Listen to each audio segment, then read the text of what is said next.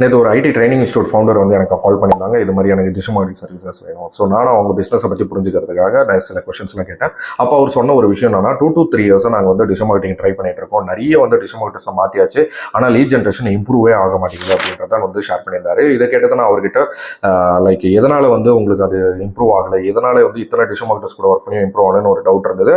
So அவர்கிட்ட நான் இன்னமும் கொஸ்டின்ஸ் கேட்டேன். என்ன பட்ஜெட்டில் ஒர்க் பண்ணீங்க, அவங்க கூட என்னென்ன பிளாட்ஃபார்ம்ஸ் ஃபோக்கஸ் பண்ணீங்க, என்ன ஸ்ட்ராட்டஜி இதுக்கு பின்னாடி இருக்கு அப்படின்றதெல்லாம் அப்படி கேட்கும்போது அவருக்கு அதை பற்றி எந்த ஐடியாவும் இல்லை.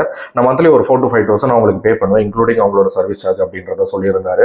இதுலேருந்து நான் புரிஞ்சுக்கிட்டு இருந்தேன்னா டிஜிட்டல் மார்க்கெட்டர்ஸும் வந்து அவர் ப்ராப்பராக கைட் பண்ணாமல் இதுக்கு என்ன வந்து எக்ஸாக்ட் வந்து லைக் பட்ஜெட் தேவைப்படும், என்னென்ன பிளாட்ஃபார்ம்ஸ் ஃபாலோ பண்ணணும் நாலேஜ் அவங்களுக்கு கொடுக்கல. இவரும் அவங்க கிட்ட கேட்டு தெரிஞ்சுக்கல. உங்கள் பிஸ்னஸில் நீங்கள் இப்படி ஒரு ஸ்டேஜஸில் இருந்தீங்கன்னா தயவுசெய்து வந்து ஒரு அனாலிசிஸ் பண்ணிட்டு உங்களோட டிஜிட்டல் மார்க்கெட்டர்ஸ் கிட்ட நீங்கள் இதுக்கு என்ன பட்ஜெட்டில் ஒர்க் பண்ண சரியாக இருக்குன்றதை புரிஞ்சுக்கிட்டு உங்களால் அதை பண்ண முடியும்னா அதை கேட்டுட்டு பண்ண ஆரம்பிங்க.